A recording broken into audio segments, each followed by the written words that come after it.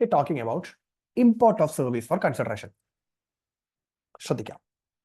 An example, this is a chartered accountant. This is chartered accountant, let's say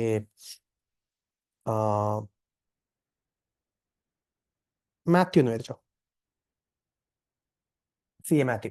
okay, അപ്പൊ Mathew CA ഒക്കെ qualify ചെയ്തതിനു ശേഷം പുള്ളി ഒരു ഓഫീസ് ഇടാൻ തീരുമാനിച്ചു. എവിടെ? കൊച്ചിയിൽ ഒരു ഓഫീസ് ഇടാൻ. അപ്പൊ പുള്ളി അത്യാവശ്യം വെൽ ഓഫ് ആണ്. പുള്ളി ഓഫീസ് വാടകയ്ക്ക് എടുക്കേണ്ട ആവശ്യമൊന്നുമില്ല. പുള്ളി ഒരു പുതിയ വീട് അങ്ങ് പണിയാൻ പോവാം. അപ്പൊ പണിയാനായിട്ട് പുള്ളി നോക്കിയ സമയത്ത് പുള്ളിയുടെ മനസ്സിൽ ഒരു വളരെ ആധുനികമായ ഒരു ഡിസൈൻ ഉണ്ട്. പക്ഷെ ആ ഡിസൈൻ പ്രകാരം ഇത് പ്രോപ്പർ ആയിട്ടൊരു പ്ലാൻ ആക്കി തരാൻ പുള്ളി ഒരുപാട് ഡിസൈനേഴ്സിന്റെ അടുത്ത് പോയി, നടന്നില്ല. അങ്ങനെ അന്വേഷിച്ച് പുള്ളിക്കൊരു കാര്യം മനസ്സിലായി. അങ്ങ് ഓസ്ട്രേലിയയിൽ മേരി എന്ന് പറഞ്ഞ വളരെ കഴിവുള്ള ഒരു ഡിസൈനർ ഉണ്ട്. ഇപ്പൊ ഇതാന്ന് വെച്ചോ എക്സാമ്പിൾ. അപ്പൊ മാത്യു മേരിയെ പറ്റി അറിഞ്ഞപ്പോൾ തന്നെ മാത്യു പറഞ്ഞു, മതി, മേരിയായിട്ട് നമുക്ക് സർവീസ് എടുക്കാം. അങ്ങനെ മേരിയുടെ കയ്യിൽ നിന്ന് ഡിസൈൻ എടുക്കാൻ തീരുമാനിച്ചു. മേരി പറഞ്ഞു, ഈ ഡിസൈനിന് ചാർജ് ഉണ്ട്, അത് $10,000 ഓസ്ട്രേലിയൻ ഡോളേഴ്സ് ആണെന്ന് പറഞ്ഞു. $10,000 ഓസ്ട്രേലിയൻ ഡോളേഴ്സ് എന്ന് പറഞ്ഞു കഴിഞ്ഞാൽ എങ്ങനെ പോയാലും ഒരു 6 ലക്ഷം രൂപയ്ക്ക് അടുത്ത് വരും. ഓക്കെ, അപ്പോൾ മാത്യു പറഞ്ഞത് ഒന്നും വിഷയം എല്ലാം ശരിയാക്കാന്ന് പറഞ്ഞു. അങ്ങനെ ഡിസൈൻ അവിടെ നിന്ന് ഇങ്ങോട്ട് എത്തി. ഓക്കെ, ഡിസൈൻ കിട്ടിയതിന് പകരമായിട്ട് ഇവിടുന്ന് $10,000 ഓസ്ട്രേലിയൻ ഡോളേഴ്സ് മാത്യു മേരിക്ക് അയച്ചു കൊടുക്കുകയും ചെയ്തു. This is import of service, ശരിയല്ലേ? സപ്ലയർ നിൽക്കുന്നത് മേരി, ഇന്ത്യയുടെ പുറത്താണ്. റെസിപ്പിന്റ് നിൽക്കുന്നത് ഇന്ത്യയുടെ അകത്താണ്. ഇത് ഇമ്പോർട്ട് ഓഫ് സർവീസ് ആണ്.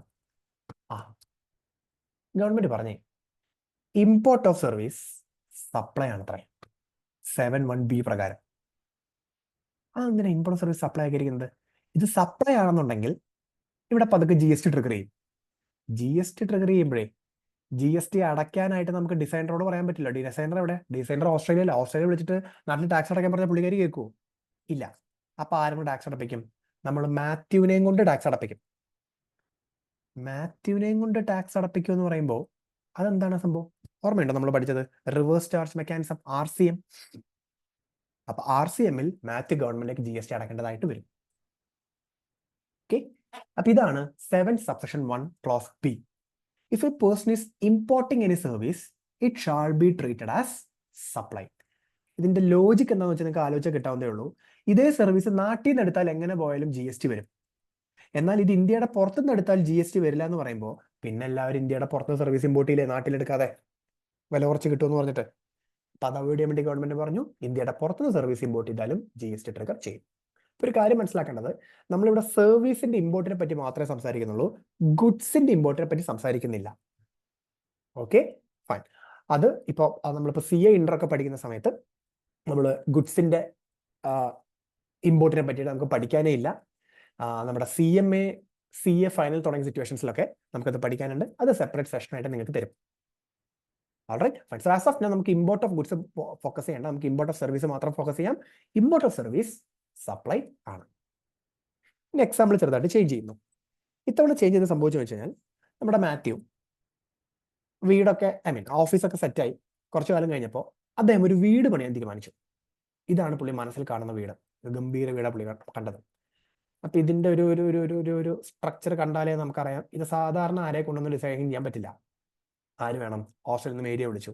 മേരി പറഞ്ഞു, ഇമാതിരി ഒരു വീട് ചെയ്യാനായിട്ട് $20,000 ഓസ്ട്രേലിയൻ ഡോളേഴ്സ് വേണമെന്ന് പറഞ്ഞു. മാത്യു പറഞ്ഞൊന്നും പ്രശ്നമില്ല, ഡിസൈൻ വിടാൻ പറഞ്ഞു. അപ്പൊ അവിടെ നിന്ന് ഇങ്ങോട്ട് പുള്ളിക്കാരി ഡിസൈൻ ചെയ്ത് വിട്ടു. ഇതിന് പകരം ഇങ്ങോട്ട് $20,000 ഓസ്ട്രേലിയൻ ഡോളേഴ്സ് കൊടുത്തു. What is the catch? ഇവിടെ എന്താണ് പ്രത്യേകത? നിങ്ങൾ മനസ്സിലാക്കേണ്ട കാര്യം എന്ന് വെച്ച് കഴിഞ്ഞാൽ, നേരത്തെ കാണിച്ച എക്സാമ്പിളും ഈ കാണിച്ച എക്സാമ്പിളും തമ്മിലൊരു പ്രൈമറി ഡിഫറൻസ് ഉണ്ട്. നേരത്തെ കാണിച്ചത് ബിസിനസ് പർപ്പസ് ആയിരുന്നു, ഇവിടെ വീടായതുകൊണ്ട് പേഴ്സണൽ പർപ്പസ് ആണ്. അപ്പൊ നമ്മൾ ഇനീഷ്യൽ എന്താ വിചാരിക്കുക? പേഴ്സണൽ പർപ്പസ് ആണല്ലോ, പേഴ്സണൽ പർപ്പസിന് പൊതുവെ അങ്ങനെ GST ട്രിഗർ ചെയ്യാറില്ലല്ലോ എന്നല്ലേ നമ്മൾ ചിന്തിക്കുക. ചെറിയൊരു കുഴപ്പമുണ്ട്. This is also supply. Personal പർപ്പസിനാണെങ്കിൽ പോലും നിങ്ങൾ സർവീസ് ഇമ്പോർട്ട് ചെയ്ത് കഴിഞ്ഞാൽ അത് സപ്ലൈ ആയിട്ടാണ് ഡീം ചെയ്യുക. So if you are importing any service from outside the country, whether or not it's for business purpose, you are importing service, you are giving consideration വേണം കേട്ടോ. പക്ഷെ നിങ്ങൾ സർവീസ് ഇമ്പോർട്ട് ചെയ്യുന്ന സമയത്ത് അത് ബിസിനസ് പർപ്പസ് ആണോ personal purpose ആണോ നോക്കണ്ട. It is definitely going to be supply. Okay, fine. So you can actually go through 7(1)B പ്രൊവിഷനും വായിക്കുക, അതിനൊപ്പം തന്നെ താഴെ കൊടുക്കുന്ന ചാർട്ടും വായിക്കുക. കാര്യങ്ങളൊക്കെ ക്ലിയർ അല്ലേ നോക്കാം.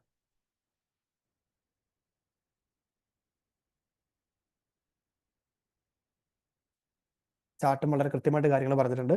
റെസിപ്പിൻ ഇന്ത്യയുടെ അകത്താണ്, സപ്ലയർ ഇന്ത്യയുടെ പുറത്താണ്, ഇമ്പോർട്ട് ഓഫ് സർവീസ് ആണ്, കൺസിഡറേഷൻ എന്തായാലും വേണം, ബിസിനസ് പർപ്പസ് ആണെങ്കിലും പേഴ്സണൽ പർപ്പസ് ആണെങ്കിലും സപ്ലൈ ആണ്. അപ്പോൾ ക്വിക്ക് റിവിഷൻ വളരെ ഹെൽപ്ഫുൾ ആയിരിക്കും ആ ചാർട്ട്. പെട്ടെന്ന് വായിച്ചാൽ നിങ്ങൾക്ക് കാര്യങ്ങൾ എളുപ്പത്തിൽ മനസ്സിലാവും. Okay, fine. ഇനി let's move on to our next case. 7.1c. അപ്പോൾ നമ്മൾ 7.1a കഴിഞ്ഞു, 7.1a കഴിഞ്ഞു, 7.1b കഴിഞ്ഞു. Now we are moving on to section 7.1c, which is basically deemed supplies. ഒരു ഇൻട്രസ്റ്റിംഗ് സെക്ഷൻ ആണ് 7.1c, ഡീംഡ് സപ്ലൈസ്. എന്താ topic എന്ന് വെച്ച് കഴിഞ്ഞാൽ സർട്ടൻ ട്രാൻസാക്ഷൻസ് കൺസിഡറേഷൻ ഇല്ലെങ്കിൽ പോലും ആ ട്രാൻസാക്ഷൻ സപ്ലൈ ആവും. ദാറ്റ്സ് ക്വൈറ്റ് ഇൻട്രസ്റ്റിംഗ് അല്ലേ? നമ്മൾ നേരത്തെ പറഞ്ഞത് കൺസിഡറേഷൻ ഇല്ലാത്തൊരു ട്രാൻസാക്ഷൻ എങ്ങനെ പോയാലും സപ്ലൈ, കൺസിഡറേഷൻ എന്തായാലും വേണമെന്നല്ലേ പറഞ്ഞത്. പക്ഷെ ഗവൺമെന്റ് പറഞ്ഞിരിക്കുകയാണ് ഷെഡ്യൂൾ 1 എന്നൊരു ഷെഡ്യൂൾ ഉണ്ട്. ആ ഷെഡ്യൂളിൽ ഞങ്ങൾ 4 ട്രാൻസാക്ഷനെ പറ്റി പറഞ്ഞിട്ടുണ്ട്. ആ 4 ട്രാൻസാക്ഷനാണ് പാര 1, 2, 3, 4 എന്ന് പറഞ്ഞാൽ കൊടുത്തിരിക്കുന്നത്. ആ 4 ട്രാൻസാക്ഷന് കൺസിഡറേഷൻ ഇല്ലെങ്കിൽ പോലും പറ്റും. It will B deemed as supply. അപ്പൊ നമുക്ക് നോക്കാം എന്താണ് 4 പാര, അവിടെ എന്തൊക്കെയാണ് പറയുന്നത് നോക്കാം. അതിൽ ഫസ്റ്റ് പാര എന്താണ്? Permanent transfer or disposal of business assets. നമുക്ക് ഡീറ്റെയിൽ ഡിസ്കസ് ചെയ്യാം. ഷെഡ്യൂൾ 1 പാര 1 വായിച്ചു നോക്കിക്കോളൂ.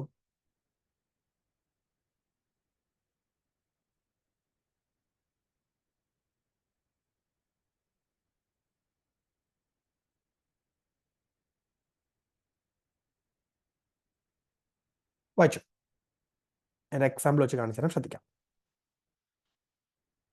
This is a registered person ആയിരിച്ചോ, മിസ്റ്റർ രഞ്ജിത്ത് രജിസ്റ്റേർഡ് പേഴ്സൺ ആണ്. രഞ്ജിത്ത് എന്ത് ചെയ്യുന്നു? പുള്ളിയുടെ ബിസിനസ്സിലേക്ക് ഒരു ലാപ്ടോപ്പ് വാങ്ങിച്ചു.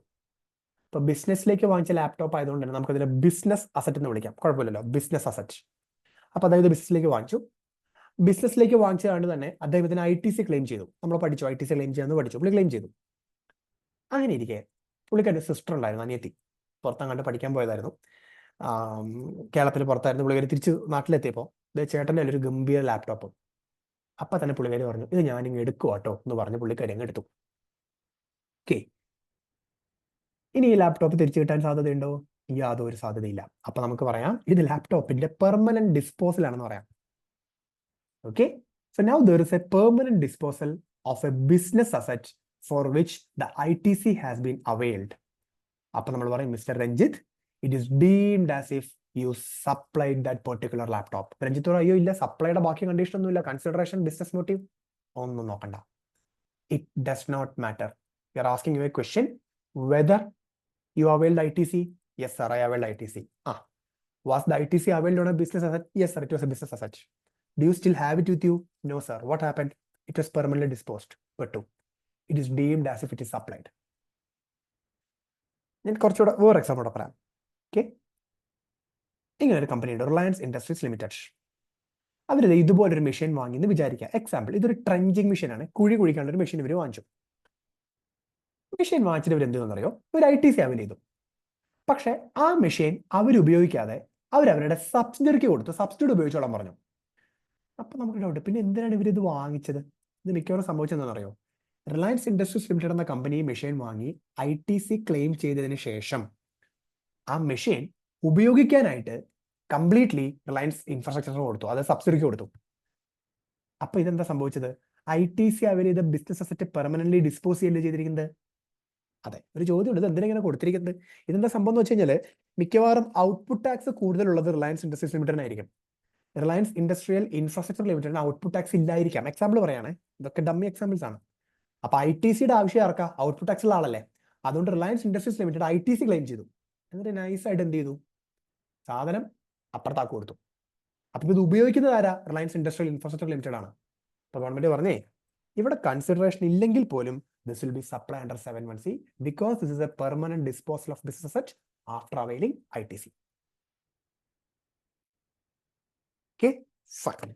So now you can do one thing, you can actually analyze this provision. Okay, എല്ലാ പോയിന്റും വായിച്ചു നോക്കാം കേട്ടോ. വീഡിയോ പോസ്റ്റ് ചെയ്ത് എല്ലാ പോയിന്റും വായിച്ചു നോക്കാം. അപ്പൊ ഒരു ബിസിനസ് അസറ്റ് ഉണ്ട്, അതിന്റെ ITC അവൈൽ ചെയ്തു, അതിനുശേഷം കൺസിഡറേഷൻ ഇല്ലാതെ അത് ഡിസ്പോസ് ചെയ്താലും it will be treated as supply. ഇപ്പോൾ എക്സാമ്പിൾ പറയാം.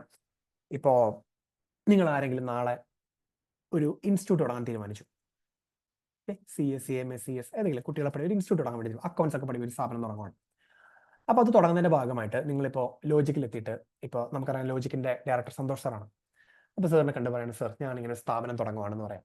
അപ്പോൾ സാറിന് അനുഗ്രഹത്തോടു കൂടിയാണ് തുടങ്ങുന്നത്. അപ്പോൾ സാർ പറയുന്ന ഒരു കാര്യം ചെയ്യും, എന്തായാലും പുതിയൊരു സ്ഥാപനമൊക്കെ തുടങ്ങുന്ന സമയത്ത് അതിന് AC വേണം, പ്രൊജക്ടർ വേണം, ഫേർണിച്ചർ വേണം, അതൊക്കെ ചിലപ്പോൾ വാങ്ങാൻ ബുദ്ധിമുട്ടായിരിക്കും.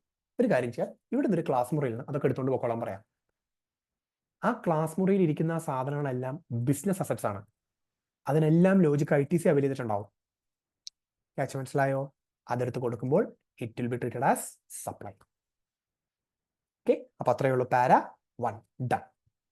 Let's move on to para 2. Okay, പാര 2 സംസാരിക്കുന്നത് ശ്രദ്ധിക്കാം. നിങ്ങൾ ആദ്യം പോയിന്റ് ഒന്ന് വായിച്ചു നോക്കൂ.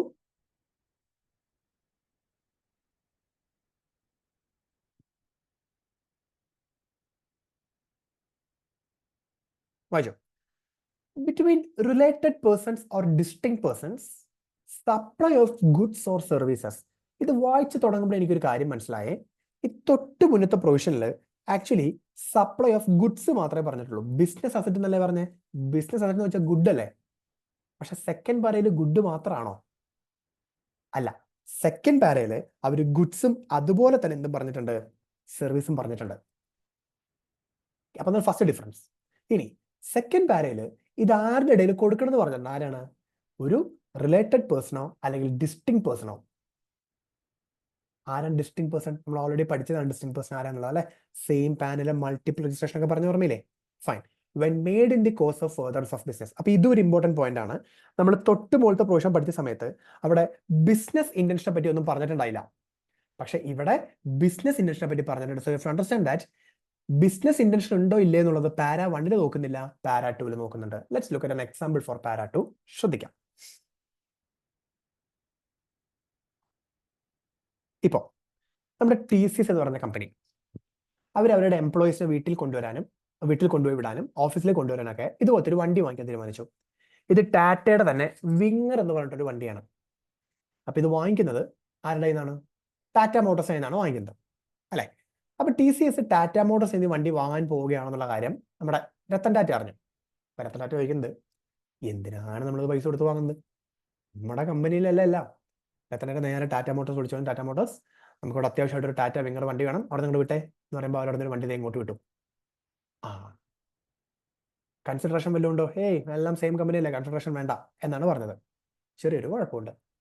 ഇവർ രണ്ടുപേരും റിലേറ്റഡ് പാർട്ടി അല്ലേ? അതെ. They are both controlled by a common company known as Tata Sons Private Limited. Therefore, both of these companies are going to be related persons. ഈ റിലേറ്റഡ് പേഴ്സൺ ഇടയിൽ കൺസിഡറേഷൻ ഒന്നും ഇല്ലാതെ ഇപ്പോൾ ഒരു ഗുഡ് പോയിരിക്കല്ലേ? അതെ. Consideration ഉണ്ടോ ഇല്ലെന്ന് മക്കൾ നോക്കണ്ട. It is going to be supply under section 7 subsection 1 clause C schedule 1 para 2. അപ്പൊ റിലേറ്റഡ് പാർട്ടികളുടെ ഇടയിൽ ഗുഡോ സർവീസോ കൊടുക്കുകയാണെന്നുണ്ടെങ്കിൽ that is actually going to be supply even if there is no consideration. പക്ഷെ ബിസിനസ് ഇന്റൻഷൻ വേണം കേട്ടോ. അപ്പൊ ആലോചിച്ച് നോക്കിയേ, ഇപ്പൊ ഹസ്ബൻഡും വൈഫും റിലേറ്റഡ് അല്ലേ? അതെ.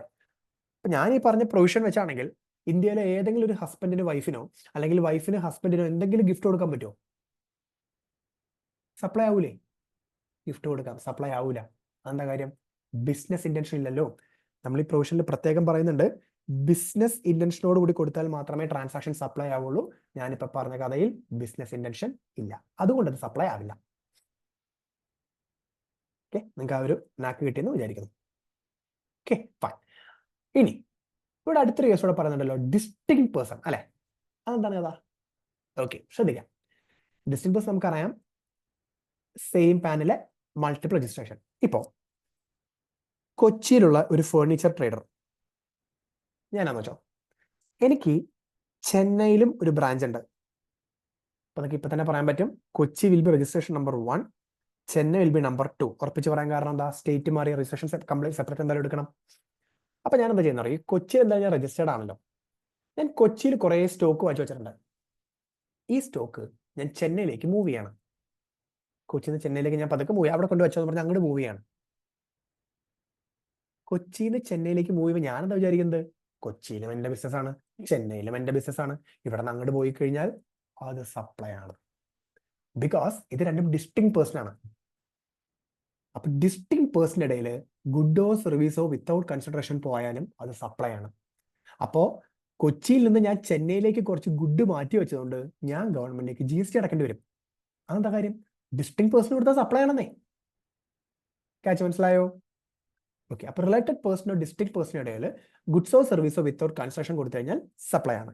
അപ്പൊ നിങ്ങൾക്ക് ആ ഡിസ്റ്റിങ് പേഴ്സൺ കഥ കൃത്യമായിട്ട് മനസ്സിലായെന്ന് പറയാൻ ഞാൻ ഒരു എക്സാമ്പിൾ കാണിച്ചു തരാം, ശ്രദ്ധിക്കാം. നമ്മളിപ്പോൾ പറയുന്ന പ്രൊവിഷൻ ഞാൻ കുറച്ച് കേസുകൾ കാണിക്കാം, നിങ്ങൾ അതിന്റെ ഉത്തരം കണ്ടുപിടിക്കാൻ ശ്രമിക്കാം. ഷെഡ്യൂൾ 1 പാര 2 മാത്രം ഉപയോഗിച്ചാൽ, അതായത് നമ്മളിപ്പോൾ പഠിക്കുന്ന പ്രൊവിഷൻ മാത്രം ഉപയോഗിച്ചാൽ മതി. ഒരു മൊബൈൽ ട്രേഡർ ഉണ്ട് കൊച്ചിയിൽ.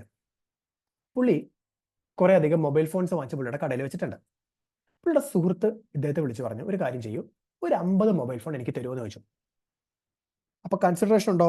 കൺസിഡറേഷൻ ഒന്നും ഇല്ലാതെ 50 മൊബൈൽ ഫോൺ സുഹൃത്തിനെടുത്ത് കൊടുക്കുകയാണ്. ഈ ട്രാൻസാക്ഷൻ സപ്ലൈ ആണോ?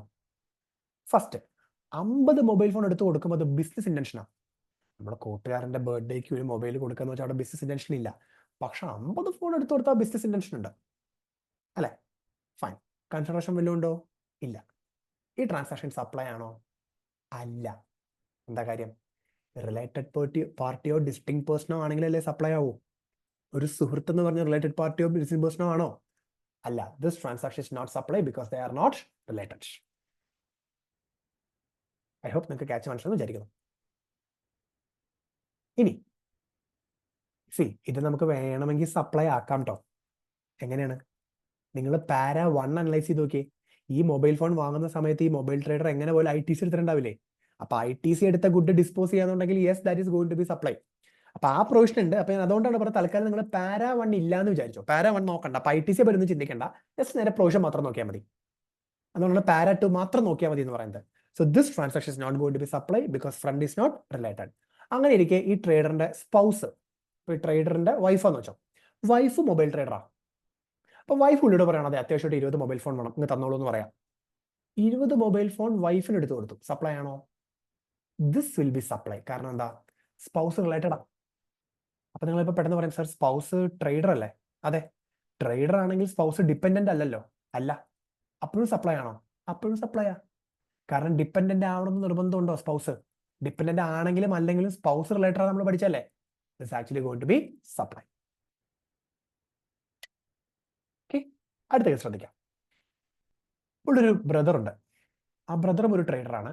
അദ്ദേഹത്തിനാണ് ഒരു 30 മൊബൈൽ ഫോൺ കൊടുത്തത്. സപ്ലൈ ആണെന്നാണ് ചോദ്യം. ഇവിടെ നമുക്ക് റീസണബിൾ അസംപ്ഷൻ എടുക്കാം. ബ്രദർ ഒരു ട്രേഡർ അല്ലേ? ട്രേഡർ ആണെന്നുണ്ടെങ്കിൽ is actually having A business അല്ലേ? അങ്ങനെ ബിസിനസ് ഉള്ള ഒരാൾ റിലേറ്റഡ് പാർട്ടി ആണെന്ന് പറയാൻ പറ്റുമോ? ഇല്ല. So reasonable assumption is this brother is not dependent upon this mobile trader, therefore this is not going to be supply because this brother is not dependent അല്ല, dependent അല്ല. Dependent അല്ലാത്ത related party അല്ല. therefore it's going to be not a supply. Related party ആണെങ്കിൽ മാത്രമല്ലേ supply ആവുള്ളൂ. ഞാൻ കഴിഞ്ഞ example പറഞ്ഞല്ലേ, എനിക്കൊരു അനിയനുണ്ട്, അനിയൻ ജോലി കിട്ടി വന്നാൽ പറയും അനിയ ഇത് നമ്മൾ തമ്മിൽ യാതൊരു ബന്ധമില്ല എന്ന് പറയുന്നത് പറഞ്ഞില്ലേ, സെയിം കഥയാണ്. അപ്പൊ നമ്മുടെ മൊബൈൽ ട്രേഡർക്ക് മനസ്സിലായി ഇങ്ങനെ മൊബൈൽ ഫോൺ വെച്ചോണ്ടിരുന്നത് തീർത്തു പോകും. കൂട്ടുകാരും ഭാര്യയും ബ്രദറും ഒക്കെ എടുത്തുകൊണ്ട് പോവാ. അപ്പൊ പുള്ളി എന്തെന്ന് അറിയോ? പുള്ളിക്ക് പൊള്ളാച്ചിയിൽ, തമിഴ്നാട്ടിലെ പൊള്ളാച്ചിയിൽ ഒരു വെയർ ഹൗസ് ഉണ്ട്. അങ്ങോട്ട് ഒരു 1000 പീസ് പുള്ളി അങ്ങോട്ട് മാറ്റി വെക്കുകയാണ്. ഇത് സപ്ലൈ ആണോ? ഇത് സപ്ലൈ ആണ്. എന്താ കാര്യം? പൊള്ളാച്ചി എന്ന് പറയുമ്പോൾ തമിഴ്നാട്ടിലാണ്.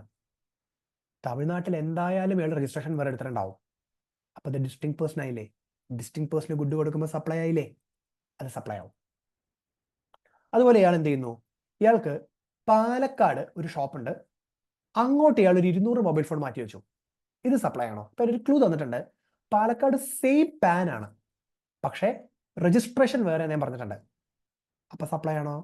അപ്പോഴും സപ്ലൈ ആണ്. കാരണം എന്താ? ഡിസ്റ്റിങ് പേഴ്സൺ അല്ലേ? എന്താ ഡിസ്റ്റിങ് പേഴ്സൺ ആയത്?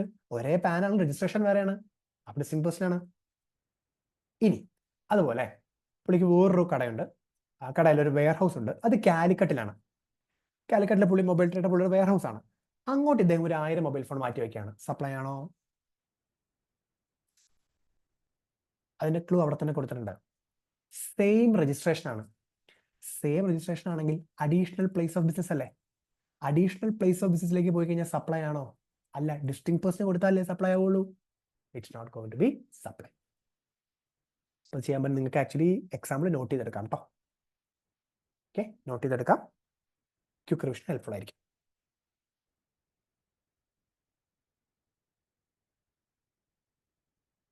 ഡൺ. ഇനി നിങ്ങൾ ചെയ്യേണ്ടതെന്ന് വെച്ച് കഴിഞ്ഞാൽ അതിന് താഴെ ഞാൻ ഈ കൊടുക്കുന്ന പോയിന്റ് ഒന്ന് വായിച്ചു നോക്കിയേ.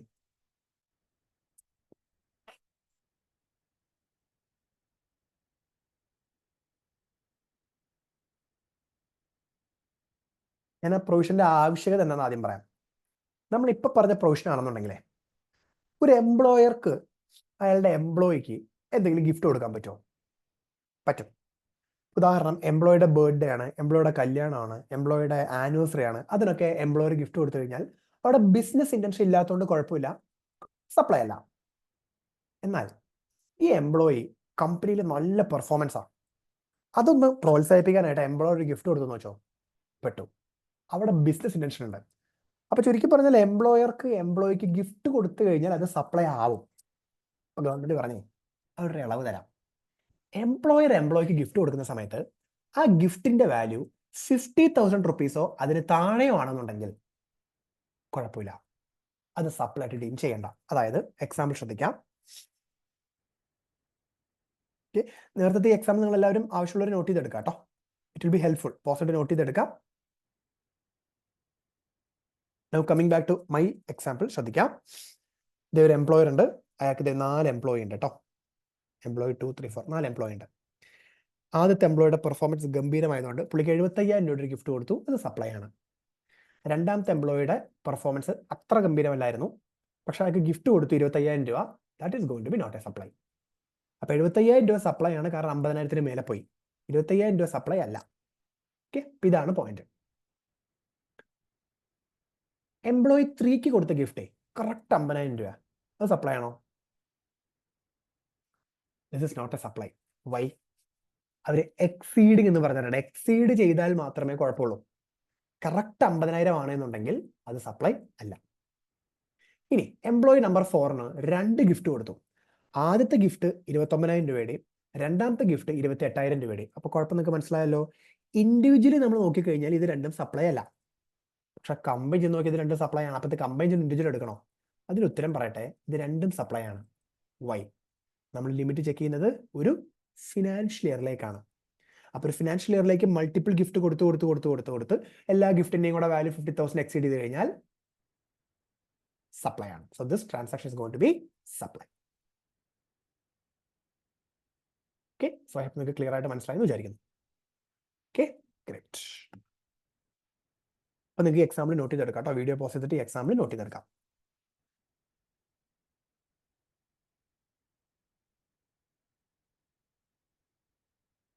ഓക്കെ, ഇനി നമ്മൾ പറഞ്ഞല്ലോ എംപ്ലോയർ എംപ്ലോയിക്ക് ഗിഫ്റ്റ് കൊടുക്കുമ്പോഴാണല്ലോ ഈ പ്രൊവിഷൻ ട്രിഗർ ചെയ്യുക. What do mean by gift? Gift എന്ന് പറഞ്ഞാൽ എംപ്ലോയിക്ക് എംപ്ലോയറുടെ കയ്യിൽ നിന്ന് ലീഗലി വാങ്ങാൻ പറ്റാത്ത സാധനമാണ് ഗിഫ്റ്റ്. അതാണ് ഞാൻ അങ്ങനെ ഒന്ന് സ്പെസിഫൈ ചെയ്തത്. ലീഗലി വാങ്ങാൻ പറ്റുന്ന സാധനം എന്ന് വെച്ചാൽ അത് എംപ്ലോയറും എംപ്ലോയിയും തമ്മിൽ കോൺട്രാക്ട് ഉണ്ടാവുന്നതല്ലേ. ഫോർ എക്സാമ്പിൾ, ഇപ്പൊ നാളെ സ്വിഗ്ഗിയുടെ ഡെലിവറി ബോയ്സിനോടൊക്കെ പറയാണ്, നിങ്ങൾ എല്ലാവരും സ്വിഗ്ഗിയുടെ എംപ്ലോയീസ് ആണ്, നിങ്ങൾക്ക് എല്ലാവർക്കും ഞങ്ങളൊരു ബൈക്ക് തരും എന്ന് കോൺട്രാക്റ്റിൽ പറഞ്ഞു. എക്സാമ്പിൾ പറഞ്ഞു വിചാരിച്ചോ. അപ്പൊ ഞാൻ നാളെ സ്വിഗ്ഗിയിൽ ഡെലിവറിക്ക് വേണ്ടി ജോയിൻ ചെയ്യാണ്. എനിക്ക് ഒരു ബൈക്ക് വരുന്നില്ല. ഈ ബൈക്ക് തരുന്നില്ലെങ്കിൽ എനിക്ക് ആക്ച്വലി ഇവർക്കെതിരെ കോടതിയിൽ ചലഞ്ച് ചെയ്യാം. കാരണം ഞങ്ങൾ നമ്മുടെ കോൺട്രാക്റ്റിൽ പറഞ്ഞിട്ടുണ്ട് നമുക്ക് ബൈക്ക് തരാമെന്ന് പറഞ്ഞിട്ടുണ്ട്. അപ്പൊ എനിക്ക് അത് ക്ലെയിം ചെയ്യാൻ പറ്റും അല്ലെ?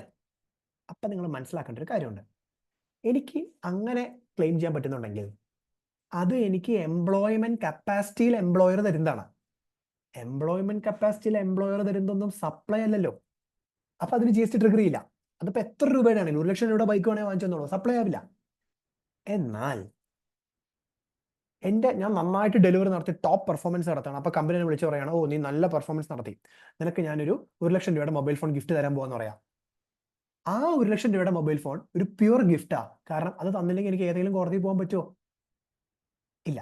അപ്പൊ ആ 1 ലക്ഷം രൂപയുടെ മൊബൈൽ ഫോൺ എനിക്ക് തന്നു കഴിഞ്ഞാൽ അത് സപ്ലൈ ആവും, കാരണം അത് ഗിഫ്റ്റാണ്.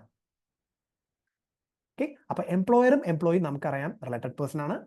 അപ്പൊ എംപ്ലോയർ എംപ്ലോയിക്ക് എന്തെങ്കിലും ഗിഫ്റ്റ് കൊടുത്തു കഴിഞ്ഞാൽ അത് സപ്ലൈ ആവും. പക്ഷെ അവിടെ ഗവൺമെന്റ് ഇളവ് കൊടുത്തിട്ടുണ്ട്, 50,000 രൂപ വരെയുള്ള ഗിഫ്റ്റുകൾക്ക് കുഴപ്പമില്ല. ഇനി ഗിഫ്റ്റ് എന്ന് പറഞ്ഞാൽ ഓർമ്മ വേണം, അത് ഒരിക്കലും എംപ്ലോയിക്ക് ലീഗലി ക്ലെയിം ചെയ്യാൻ പറ്റാത്തതാണ്. അത് എംപ്ലോയിയുടെ അവകാശമല്ല. എംപ്ലോയിയുടെ അവകാശമായിട്ട് എംപ്ലോയർ എന്തെങ്കിലും കൊടുക്കുക എന്നുണ്ടെങ്കിൽ അതൊന്നും സപ്ലൈയേ അല്ല. ബിക്കോസ് നമ്മൾ ഇന്നലെ നോൺ സപ്ലൈസിൽ കഴിഞ്ഞ ക്ലാസ്സിൽ പഠിച്ചു. Okay fine. സോ ഞാൻ ഇതിനൊരു ചെറിയൊരു ചാർട്ടായി കൊടുത്തിരിക്കുന്നു. എയും ബിയും റിലേറ്റഡ് പേഴ്സണോ ഡിസ്റ്റിങ് പേഴ്സണോ ആണെന്നുണ്ടെങ്കിൽ അവരുടെ ഇടയിൽ എന്തെങ്കിലും ഗുഡ്സോ സർവീസോ ബിസിനസ് ഇൻട്രസ്റ്റോട് കൂടി കൊടുക്കുവാണെങ്കിൽ ആ ഗുഡ്സോ സർവീസോ കൊടുത്തത് സപ്ലൈ ആണ്. എന്നാൽ ഇതൊരു എക്സെപ്ഷൻ ഉണ്ട്. എംപ്ലോയർ എംപ്ലോയിക്ക് ഗിഫ്റ്റ് കൊടുക്കുമ്പോൾ വരുമ്പോൾ മാത്രം 50,000 രൂപയുടെ എക്സെപ്ഷൻ ഉണ്ട്. ഓക്കെ, നിങ്ങൾക്ക് വീഡിയോ പോസ് ചെയ്തിട്ട് പാരാട്ട് ഒന്നും കൂടെ വായിച്ചു നോക്കാം. ക്ലിയർ അല്ലേ നോക്കാം. Okay set. നമ്മൾ എന്താ പഠിച്ചുകൊണ്ടിരിക്കുന്നത്? ഷെഡ്യൂൾ 1. ഷെഡ്യൂൾ എത്ര പാരയുണ്ട്? 4 പാരയുണ്ട്. 4 പാരയുടെ പ്രത്യേകത എന്താണ്? കൺസിഡറേഷൻ ഇല്ലെങ്കിലും ഈ 4 കേസും സപ്ലൈ ആണ്. ഓക്കെ, നമുക്ക് അടുത്തതിലേക്ക് പോകാം. അടുത്തത് പാര 3. ഓക്കെ, അപ്പോൾ റിലേറ്റഡ് പേഴ്സൺ ഡിസ്റ്റിങ് പേഴ്സണും എവിടെ റെഫറൻസ് വേണമെന്ന് ഞാൻ പറഞ്ഞിട്ടുണ്ട്. ഞാൻ ഓൾറെഡി എക്സ്പ്ലെയിൻ ചെയ്തിട്ടുണ്ട്. That's done. Let's move on to para 3. പാര 3 ഇൻട്രസ്റ്റിംഗ് പ്രൊവിഷൻ ആണ്, ശ്രദ്ധിക്കാം. ഓക്കെ, ഇപ്പോൾ ഇതൊരു ആർട്ടിസ്റ്റ് ആണ്. ആർട്ടിസ്റ്റ് നമുക്കൊരു പേര് കൊടുക്കും. ഇപ്പോൾ അനീറ്റ എന്നാണ് പുള്ളിയുടെ പേരെന്ന് വെച്ചോ, എക്സാമ്പിൾ. അപ്പോൾ ഈ ആർട്ടിസ്റ്റ് പെയിന്റിംഗ് ഒക്കെ വരയ്ക്കും. പുള്ളിക്കാരുടെ പരിപാടി എന്ന് വെച്ച് കഴിഞ്ഞാൽ നല്ല ഗംഭീര പെയിന്റിംഗ് ഒക്കെ വരച്ച് വിറ്റ് കുറേ പൈസ ഉണ്ടാക്കാനാണ് പുള്ളിക്കാരുടെ ഒരു ആഗ്രഹം. പുള്ളിക്കാരുടെ വിചാരം ഇങ്ങനത്തെ പെയിന്റിംഗ് ഒക്കെ വരച്ച് വിൽക്കണം എന്നാണ്. സ്ക്രീനിൽ കാണിച്ച ഈ പെയിന്റിംഗ് നിങ്ങൾ മുമ്പ് കണ്ടിട്ടുണ്ടോ? ഈ പെയിന്റിങ്ങിനെ വിളിക്കുന്ന പേര് ഓറഞ്ച്, റെഡ് ആൻഡ് യെല്ലോ എന്നാണ് ഈ പെയിന്റിങ്ങിന്റെ പേര്. ഭയങ്കര ക്രിയേറ്റീവ് ആയിട്ട് ഇട്ടിരിക്കുന്ന പേരാ. നമുക്കൊന്ന് ഗസ് ചെയ്യാൻ പറ്റും ഈ പെയിന്റിങ്ങിന്റെ പ്രൈസ് എന്താണെന്ന്? ചുമ്മാ മനസ്സിലൊരു ഫിഗർ കണ്ടേ, കണ്ടോ? ലക്ഷങ്ങളിലാണോ കോടികളിലാണോ കണ്ടത്? ഇതിന്റെ പെയിന്റിങ്ങിന്റെ വില എന്ന് വെച്ച് കഴിഞ്ഞാൽ 600 കോടിയാണ്. 600 ക്രോസിനാണ് ഈ പെയിന്റിംഗ് വിറ്റ് വരുന്നത്. ഓക്കെ, എന്തെങ്കിലും തീവ്രമായിട്ടുള്ള കലാമൂല്യം അതിനുണ്ടായിരിക്കാം. Anyway fine. So coming back to my example. ഇപ്പൊ അനീറ്റയുടെ ആഗ്രഹം ഇതുപോലത്തെ പെയിന്റിംഗ് ഒക്കെ വരച്ച് വിറ്റ് കുറേ പൈസ ഉണ്ടാക്കണം എന്ന് ആഗ്രഹം. പക്ഷെ പുള്ളിക്കാരി ഇപ്പൊ പരിപാടി തുടങ്ങിയിട്ടല്ലേ ഉള്ളൂ. തൽക്കാലം പുള്ളിക്കാരി വരയ്ക്കുന്നത് ഇങ്ങനത്തെ പെയിന്റിംഗാ. എക്സാമ്പിൾ, ഇതുപോലത്തെ പെയിന്റിംഗ് പുള്ളിക്കാരി വരയ്ക്കുന്നത്. അപ്പൊ ഇങ്ങനത്തെ ഒരു പെയിന്റിംഗ് പുള്ളിക്കാരി വരച്ചു വെച്ചു. ഇനി ഇത് വരച്ചു കഴിഞ്ഞാലേ ഇത് കസ്റ്റമർക്ക് വിൽക്കണമല്ലോ. ഇത് കസ്റ്റമർക്ക് വിൽക്കാനായിട്ട് അനീറ്റ ഈസ് വെരി ബിസി. കാരണം പുള്ളിക്കാരി വളരെ ക്രിയേറ്റീവ് വേൾഡിൽ ഇരുന്ന് പെയിന്റിംഗ് ചെയ്തോണ്ടിരിക്കുക. അപ്പോൾ ഓടി നടന്ന് വിൽക്കാൻ പുള്ളിക്കാരിക്ക് ടൈമില്ല. അതിനുവേണ്ടി പുള്ളിക്കാരി ഒരു ഏജന്റിനെ വെച്ചു. അപ്പൊ ഇത് അനീറ്റയുടെ ഒരു ഏജന്റ് ആണ്. ഈ ഏജന്റ് നമുക്ക് ദേവിക എന്ന് വിളിക്കാം. എക്സാമ്പിൾ, ഇത് അനീറ്റ, ഇത് ദേവിക. അനീറ്റ എന്ത് ചെയ്യുന്നു? ഈ പെയിന്റിംഗ് എടുത്തിട്ട് നേരെ ദേവികയ്ക്ക് കൊടുക്കുന്നു. ദേവിക ഇതൊരു കസ്റ്റമർക്ക് വിൽക്കണം. ദേവികയുടെ കസ്റ്റമർ ഞാനാന്ന് വെച്ചോ. ഞാൻ ദേവിയോട് വേണ്ട, ദേവിക പെയിന്റിംഗ് എനിക്ക് തരൂ. അപ്പൊ എത്രയാണ് വില? ഞങ്ങളിപ്പോൾ ഒരു വില എഗ്രി ചെയ്തു. ഞാനിപ്പോൾ 1,00,000 രൂപ എഗ്രി ചെയ്തു. എക്സാമ്പിൾ, ഈ പെയിന്റിംഗിന് 1,00,000 ഒക്കെ കൂടുതലാണെങ്കിലും 1,00,000 രൂപ എഗ്രി ചെയ്തു. അപ്പൊ എനിക്ക് ഇൻവോയ്സ് അടിക്കണം അല്ലേ? അപ്പൊ ദേവിയോട് പറയും, ദേവിക എനിക്കൊരു ഇൻവോയ്സ് തരാൻ പറയും. അപ്പൊ എനിക്ക് ചോദ്യമുണ്ട്, ഈ ഇൻവോയ്സ് അടിക്കുന്നത് ആരാണ്? അത് ദേവികയാണോ അതോ സപ്ലയർ ആണോ? ഇപ്പൊ ഈ എക്സാമ്പിളില് നമ്മുടെ അനീറ്റയ്ക്ക് വളരെ വിശ്വാസമുള്ള ആളാണ് ദേവിക എന്ന് വെച്ചോ. അപ്പോൾ അനീറ്റ ദേവികയോട് പറയാണ്, ഒരു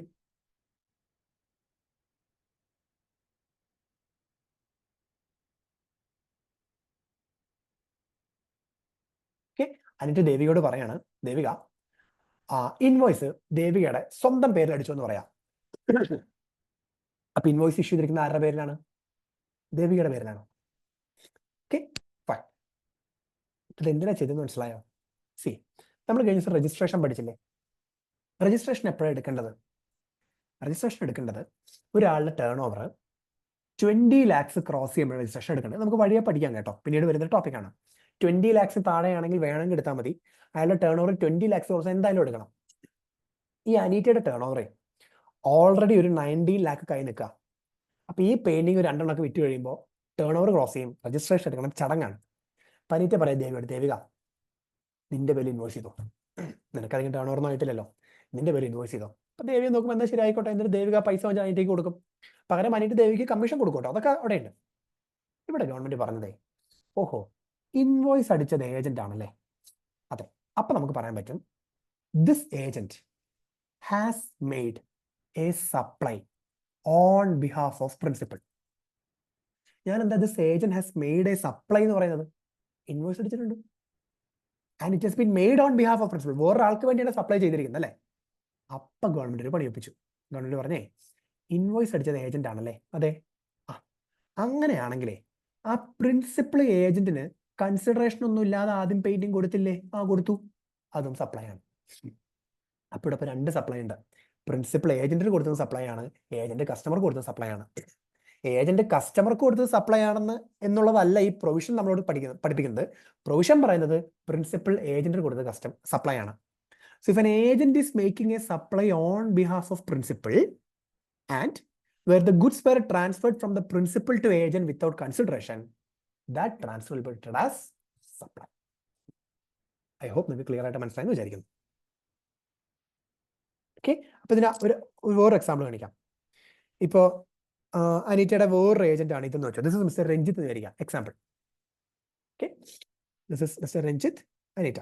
അപ്പൊ അനീറ്റ നേരെ എന്ത് ചെയ്യുന്നു? പെയിന്റ് രഞ്ജിത്തിന് കൊടുക്കുന്നു. രഞ്ജിത്ത് ഇതുപോലെ തന്നെ ഓൺ ബിഹാഫ് ഓഫ് പുള്ളിക്കാരി വിൽക്കാൻ പോവാണ്. പക്ഷെ ഇവിടെ ചെറിയൊരു ക്യാച്ച് ഉണ്ട്. ഇത് സപ്ലൈ ചെയ്യുന്ന സമയത്ത് രഞ്ജിത്തിന് അനീറ്റയ്ക്ക് അത്ര വിശ്വാസമില്ല. അപ്പൊ അനീറ്റ പറഞ്ഞു, രഞ്ജിത്തെ ഒരു കാര്യം ചെയ്യും, ഇതിന്റെ ഇൻവോയ്സിൽ താങ്കളുടെ പേര് വെക്കണ്ട, ഇൻവോയ്സ് ഞാൻ തന്നെ അടിച്ചോളാം.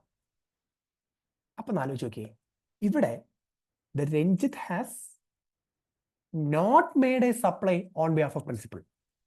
Here Ranjit is acting like a delivery boy. ശരിയല്ലേ? ആ അനീറ്റ കസ്റ്റമർക്ക് കൊടുക്കുന്ന ഗുഡ് കൊണ്ടുപോയി കൊടുത്തു എന്നല്ലാതെ വേറെ പിക്ചർ ഒന്നും രഞ്ജിത്ത് ഇവിടെ ചെയ്യുന്നില്ല. അപ്പൊ നമുക്ക് പറയാൻ പറ്റും Ranjith is acting, yes, Ranjith is an agent, പക്ഷേ he is not making a supply on behalf of principal. അപ്പൊ ഗവൺമെന്റ് പറഞ്ഞു ഇത് ഇഷ്യൂ ചെയ്തത് പ്രിൻസിപ്പൾ ആണെന്നുണ്ടെങ്കിൽ ഇങ്ങോട്ട് കൊടുക്കുന്നത് സപ്ലൈ അല്ല, it is not going to be supply. പിന്നെ കണ്ടുപിടിക്കാൻ വളരെ സിമ്പിൾ ആണ്. പ്രിൻസിപ്പൾ ഉണ്ട്, ഏജന്റ് ഉണ്ട്. ഏജന്റിന്റെ സ്വന്തം ബിൽ ഇൻവോയ്സ് ചെയ്യുകയാണെങ്കിൽ ഗവൺമെന്റ് ഡൗട്ടാ, ഇത് പ്രിൻസിപ്പളിന് എങ്ങാനും സപ്ലൈ പ്രിൻസിപ്പളിന്റെ പേര് കാണിക്കാതിരിക്കാൻ വേണ്ടിയാണോ ചെയ്യുന്നത്? ഡൗട്ടാണ്. അപ്പൊ ഗവൺമെന്റ് പറഞ്ഞത് അത്രേ ഉള്ളൂ, അങ്ങനെ ഒരു പ്രിൻസിപ്പൾ ഏജന്റ് ഉണ്ടല്ലോ, ഉണ്ട്. ആ ഏജന്റ് സ്വന്തം പേരിലാണല്ലോ ഇൻവോയ്സ് അടിച്ചത്? അതെ. എന്ന് പ്രിൻസിപ്പൾ ഏജന്റ് കൊടുക്കുന്നത് സപ്ലൈ ആക്കിയേക്കാൻ. അതിന്റെ വാല്യൂ ഒക്കെ എങ്ങനെ കാണും നമുക്ക് പിന്നീട് നോക്കാം. അത് സപ്ലൈ ആക്കിയേക്കാം. ഇനി ഏജന്റിന്റെ പേരിലല്ല ഇൻവോയ്സ് അടിക്കുന്നത് പ്രിൻസിപ്പൾ തന്നെ പേരിലാണെങ്കിലോ? പ്രിൻസിപ്പളിന്റെ പേരിലാണെങ്കിൽ പിന്നെ ആ agent is just acting like A delivery boy. അപ്പൊ പിന്നെ ഏജന്റിന്റെ പേരിൽ ഇൻവോയ്സ് ഒന്നും ഇല്ലല്ലോ, അപ്പൊ അത് ഏജന്റ് സപ്ലൈ അല്ലല്ലോ. അപ്പോൾ ഒരു ഒറ്റ സപ്ലൈ ഉള്ളൂ, principal is providing directly to the customer. അപ്പൊ ഇത് നിങ്ങൾക്ക് ക്ലിയർ ആക്കാൻ ഞാനൊരു ചാർട്ട് കൊടുത്തിട്ടുണ്ട്. ആ ചാർട്ടിന്റെ ഈ പാർട്ട് മാത്രം നോക്കാം. ഒരു പ്രിൻസിപ്പൾ ഉണ്ട്, രണ്ട് ഏജന്റ് ഉണ്ട്. ആദ്യത്തെ ഏജന്റ് കസ്റ്റമർക്ക് കൊടുത്തപ്പോൾ ഏജന്റിന്റെ പേരിലാണ് ഇൻവോയ്സ് ചെയ്തിരിക്കുന്നുണ്ടെങ്കിൽ പ്രിൻസിപ്പൾ ഏജന്റിന് ഗുഡ് കൊടുത്തിരിക്കുന്നത് സപ്ലൈ ആണ്. പ്രിൻസിപ്പൾ ഏജന്റിന് ഗുഡ് കൊടുത്ത സമയത്ത് പ്രിൻസിപ്പളിന്റെ പേരിൽ തന്നെയാണ് ഇൻവോയ്സ് പോയിരിക്കുന്നുണ്ടെങ്കിൽ അത് പ്രിൻസിപ്പളിന് സപ്ലൈ ആണ്. അപ്പൊ പിന്നെ പ്രിൻസിപ്പൾ ഏജന്റിന് കൊടുത്തത് ഒരു സപ്ലൈ ആയിട്ട് ട്രീറ്റ് ചെയ്യേണ്ട ആവശ്യം ഇല്ല. ഐ ഹോപ്പ് നിങ്ങൾക്ക് കോൺസെപ്റ്റ് നല്ല കോൺക്രീറ്റ് ആയിട്ട് മനസ്സിലായെന്ന് വിചാരിക്കുന്നു. ഓക്കെ, ഇനി ഇപ്പൊ നമ്മൾ പറഞ്ഞത് സെയിൽസ് സൈഡ് ആണല്ലോ. നമ്മുടെ ഈ അനീറ്റ എന്ന് പറഞ്ഞ ആർട്ടിസ്റ്റേ ഈ സാധാരണ ബ്രഷ് ഒന്നും വെച്ച് പെയിന്റ് ചെയ്യില്ല. പുള്ളിക്കാരിക്ക് വളരെ കുറച്ച് പെക്യുലർ ഇൻട്രസ്റ്റ് ഉണ്ട്. ആ പെയിന്റിംഗ് ബ്രഷ് തന്നെ എവിടെന്നെങ്കിലും കിട്ടിയാലൊക്കെ പുള്ളിക്കാരി പെയിന്റ് ചെയ്യത്തുള്ളൂ. അതാണ് പുള്ളിക്കാരുടെ ഒരു രീതി. അപ്പൊ അങ്ങനെ ഇരിക്കുമ്പോൾ പുള്ളിക്കാരിയുടെ കയ്യിൽ പുള്ളിക്കാരി ഈ ബ്രഷ് വേണമല്ലോ. ഈ ബ്രഷ് വാങ്ങാനായിട്ട് പുള്ളിക്കാരി വേറെ ഏജന്റിനെ ഏൽപ്പിച്ചു. ഇത് ഈ ഏജന്റിനെ എക്സാമ്പിൾ. അപ്പൊ ഈ ഏജന്റിന്റെ പേര് ഇപ്പൊ ആദിത്യ എന്ന് വെച്ചോ, എക്സാമ്പിൾ. അപ്പൊ ആദിത്യ എന്ന് പറഞ്ഞിട്ടൊരു ഏജന്റ് ഉണ്ട്. അപ്പൊ ഇത് അനീറ്റ, ഇത് ആദിത്യ. ഓക്കെ, അപ്പൊ ആദിത്യ എന്ത് ചെയ്യുന്നു? ആദിത്യ ഇപ്പൊ ഞാനാണ് ബ്രഷ് വിൽക്കുന്ന ആളെന്ന് വെച്ചോ, എന്റെ കയ്യിൽ നിന്ന് ബ്രഷ് വാങ്ങിച്ചിട്ട് അത് പുള്ളിക്കാരിക്ക് എടുത്ത് കൊടുക്കും. അപ്പൊ ഇവിടെ ഞാനാണല്ലോ സപ്ലയർ, ഞാനൊരു ഇൻവോയ്സ് അടിക്കണ്ടേ? അപ്പം ചോദിക്കും, ആദിത്യോട് ചോദിക്കും, ആദിത്യ ഇൻവോയ്സ് ആരുടെ പേരിൽ അടിക്കണം? ആദിത്യയാണോ എന്റെ കസ്റ്റമർ, അനീറ്റയാണോ കസ്റ്റമർ? അപ്പൊ അനീറ്റയ്ക്ക് ആദിത്യ ഭയങ്കര വിശ്വാസം. അപ്പൊ പറഞ്ഞു ആദിത്യയുടെ പേരിൽ അടിച്ചോളാൻ പറഞ്ഞു. അപ്പൊ പുള്ളിക്കാരി എന്ത് ചെയ്തു? ആദിത്യയുടെ പേരിൽ തന്നെ ഞാൻ ഇൻവോയ്സ് അടിച്ചു. പുള്ളിക്കാരല്ല, ഞാൻ ഇൻവോയ്സ് അടിച്ചു. അപ്പൊ ഗവൺമെന്റ് പറഞ്ഞു, ഇൻവോയ്സ് അടിച്ചിരിക്കുന്നത് ഏജന്റ് പേരിലാണല്ലേ, ആ ഏജന്റ് അത് പ്രിൻസിപ്പളിന് കൊടുക്കുമ്പോൾ സപ്ലൈ ആവണം. നിങ്ങൾക്ക് അത് ഗസ് ചെയ്യാൻ പറ്റി കാണാം തുടങ്ങിയപ്പോൾ തന്നെ. അല്ല, നമുക്ക് വേറൊരു ഏജന്റ് എടുക്കാം. ഇത് അനീറ്റയുടെ വേറെ ഒരു പർച്ചേസിങ് ഏജന്റ് ആണ്. നമുക്ക് ബേസിൽ പേര് വിളിക്കാം, എക്സാമ്പിൾ. ഓക്കെ, അപ്പൊ ബേസിൽ എന്ത് ചെയ്യുന്നു? ഇതേപോലെ തന്നെ എൻ്റെ കയ്യിൽ നിന്ന് ബ്രഷ് വാങ്ങിക്കുന്നു, പുള്ളിക്കാരിക്ക് കൊടുക്കുന്നു. പക്ഷെ ഇൻവോയ്സ് അടിക്കുമ്പോൾ പറഞ്ഞു, ഇൻവോയ്സിൽ ഇദ്ദേഹത്തിന്റെ പേരല്ല, ബേസിലിന്റെ പേരല്ല, നേരെ അനീറ്റയുടെ പേര് വെച്ചാൽ മതി എന്ന് പറഞ്ഞു. അപ്പൊ എന്ത് ചെയ്തു? നേരെ അനീറ്റയുടെ പേര് വെച്ചു. അപ്പൊ പിന്നെ സപ്ലൈ ആക്കേണ്ട ആവശ്യമില്ലല്ലോ. ചാറ്റിലേക്ക് നോക്കിയേ. ഓക്കെ, ഇവിടെ ഞാൻ പുറത്തുനിന്ന് നമ്മൾ സാധനം വാങ്ങിക്കുന്ന സമയത്ത് ഇത് പേർച്ചേസ് ആണ് കാണിക്കുന്നത്. പേർച്ചേസ് ചെയ്യുന്ന സമയത്ത് ഏജന്റിന്റെ പേരിൽ തന്നെ ഇൻവോയ്സ് ചെയ്യാന്നുണ്ടെങ്കിൽ ആ ഏജന്റ് പ്രിൻസിപ്പളിന് കൊടുക്കുന്നത് ആക്ച്വലി സപ്ലൈ ആണ്. എന്നാൽ അത് പ്രിൻസിപ്പളിന്റെ പേരിൽ നേരിട്ട് എടുക്കുകയെന്നുണ്ടെങ്കിൽ ഏജന്റ് പ്രിൻസിപ്പളിന് കൊടുക്കുന്നത് സപ്ലൈ അല്ല. ആ ചാർട്ട് ഒന്ന് അനലൈസ് ചെയ്യാൻ നോക്കൂ.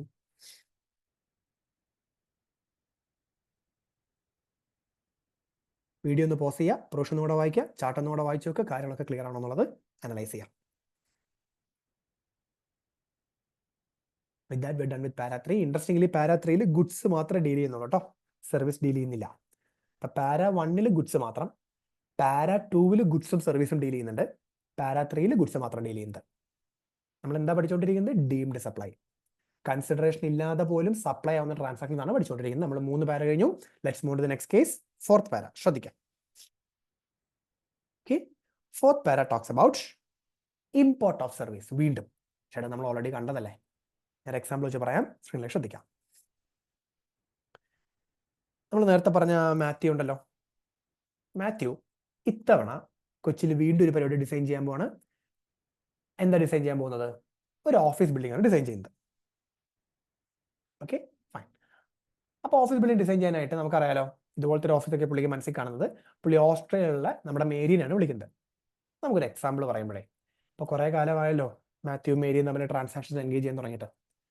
അത് കഴിഞ്ഞ് കുറച്ച് കാലം കഴിഞ്ഞപ്പോൾ ഇവരങ്ങ് കല്യാണം കഴിച്ചു എന്ന് വെച്ചോ. അപ്പൊ this lady is now wife of mister CA Mathew. Example. Okay, അപ്പൊ മാത്യുവിന്റെ വൈഫാണ് ഇപ്പൊ ഈ പുള്ളിക്കാരി. അപ്പൊ ഞാൻ ഈ കല്യാണം കഴിഞ്ഞു എന്ന് പറയാനുള്ള കാരണം, ഈ ഡിസൈൻ വേണമെന്ന് വൈഫിനോട് പറഞ്ഞു. അപ്പൊ വൈഫ് ഇങ്ങനെ പറഞ്ഞാണ്, അപ്പൊ അതിന്റെ പൈസ എന്ന് പറഞ്ഞപ്പോൾ തന്നെ മാത്യു ചോദിക്കും, സ്നേഹത്തിന് മുമ്പിൽ എന്ത് പൈസ അല്ലെ? ഇവിടെ കൺസിഡറേഷൻ വേണ്ടാന്ന് തീരുമാനിച്ചു. There is absolutely no consideration. Consideration ഇല്ലാണ്. ഭാര്യയ്ക്ക് ചിലപ്പോൾ അത്ര താല്പര്യം ഉണ്ടാവില്ല. ഇങ്ങനെ പിന്നെ ഭർത്താവ് പറഞ്ഞല്ലേ, ആയിക്കോട്ടെ, പുള്ളിക്കാർ പറഞ്ഞു ഓക്കെ പൈസ വേണ്ട, ചെയ്തുതരാമെന്ന് പറഞ്ഞു. അവിടെ നിങ്ങോട്ട് ഡിസൈൻ ചെയ്ത് കൊടുത്തു. സി, കൺസിഡറേഷൻ ഇല്ല. ഗവൺമെന്റ് പറഞ്ഞേ കൺസിഡറേഷൻ ഇല്ലെങ്കിലും സ്റ്റിൽ ഈ ട്രാൻസാക്ഷൻ സപ്ലൈ ആണ്. അതാണ് പാര 4. അതായത് നിങ്ങൾ സർവീസ് ഇമ്പോർട്ട് ചെയ്യുന്ന സമയത്ത് കൺസിഡറേഷൻ ഇല്ലെങ്കിലും അത് സപ്ലൈ ആവും. കൺസിഡറേഷൻ ഉണ്ടെങ്കിൽ സപ്ലൈ ആണോ? അതെ, 7(1)(b) നമ്മൾ പഠിച്ചു. കൺസിഡറേഷൻ ഇല്ലെങ്കിലും അത് സപ്ലൈ ആവും. പക്ഷെ കൺസിഡറേഷൻ ഇല്ലെങ്കിൽ സപ്ലൈ ആവാൻ 2 കണ്ടീഷൻ ക്യുമുലേറ്റീവ്ലി സാറ്റിസ്ഫൈ ചെയ്യണം. ചോദ്യം, ഏതൊക്കെയാണ് കണ്ടീഷൻ? കണ്ടീഷൻ നമ്പർ 1, റിലേറ്റഡ് പാർട്ടിയുടെ കയ്യിൽ നിന്നായിരിക്കണം ഇമ്പോർട്ട്. അപ്പൊ നിങ്ങൾക്ക് മനസ്സിലായിക്കാണ് ഞാൻ എന്തിനാ ഇവിടെ കല്യാണം നടത്തിയത് അല്ലെ? റിലേറ്റഡ് പാർട്ടിയുടെ കയ്യിൽ നിന്നാണ് ഇമ്പോർട്ട്. 2, ബിസിനസ് പർപ്പസിനായിരിക്കണം ഇമ്പോർട്ട്. അതെ, ഓഫീസ് ബിൽഡിംഗ് പണിയാനാണ്. അപ്പൊ ആ 2 കണ്ടീഷൻ ക്യുമുലേറ്റീവ്ലി സാറ്റിസ്ഫൈ ചെയ്തുകൊണ്ട് this transaction is actually going to be supply. Okay, ശ്രദ്ധിച്ചേ. ഞാനൊരു ചാർട്ട് കൊടുത്തിട്ടുണ്ട്. ആ ചാർട്ട് നമുക്ക് എളുപ്പത്തിൽ മനസ്സിലാക്കാൻ സാധിക്കും. വിത്ത് കൺസിഡറേഷൻ ആണ് ഇമ്പോർട്ടൻ്റ് എന്നുണ്ടെങ്കിൽ 7(1)(b) ആണ് ട്രിഗർ ചെയ്യുന്നത്, സപ്ലൈ ആണ്. ബിസിനസ് ആണോ നോൺ ബിസിനസ് ആണോ നോക്കണ്ട, നമ്മൾ ഓൾറെഡി പഠിച്ചു. എന്നാൽ കൺസിഡറേഷൻ ഇല്ലാന്നുണ്ടെങ്കിൽ ഈ പ്രൊവിഷൻ ട്രിഗർ ചെയ്യും. 7(1)(c) ഷെഡ്യൂൾ 1 പാര 3 അല്ല, പാര 4 കേട്ടോ. ഓക്കെ, പാര 4 ട്രിഗർ ചെയ്യും. അപ്പൊ പാര 4 ട്രിഗർ ചെയ്യുന്ന സമയത്ത് സപ്ലൈ ആണെന്ന് 2 കണ്ടീഷൻ സാറ്റിസ്ഫൈ ചെയ്യണം. എന്താണ്? ഒന്ന്, ബിസിനസ് പർപ്പസ് ആയിരിക്കണം. 2, import should be from related person. ഈ പോയിന്റ് ഞാൻ പറയാം, അവിടെ നിൽക്കട്ടെ. Import should be from related person. അപ്പൊ ഞാനിപ്പോൾ കാണിച്ച എക്സാമ്പിൾ നോക്കിയാൽ നിങ്ങൾക്ക് മനസ്സിലാവും, import is actually from related person. അവിടെ അദ്ദേഹത്തിന്റെ വീടായിരുന്നു ഡിസൈൻ ചെയ്തിരുന്നെങ്കിൽ അത് സപ്ലൈ ആവില്ല. കാരണം എന്താ? ബിസിനസ് പർപ്പസ് അല്ലല്ലോ. ബിസിനസ് പർപ്പസ് ആണെങ്കിൽ മാത്രമേ സപ്ലൈ ആവുള്ളൂ. ഇനി അടുത്തത്, നമ്മളിപ്പോ റിലേറ്റഡ് പേഴ്സണോട് ഒരാളും കൂടെ കിടക്കില്ലേ? Establishment outside India. I give an example, ശ്രദ്ധിക്കാം. അതായത്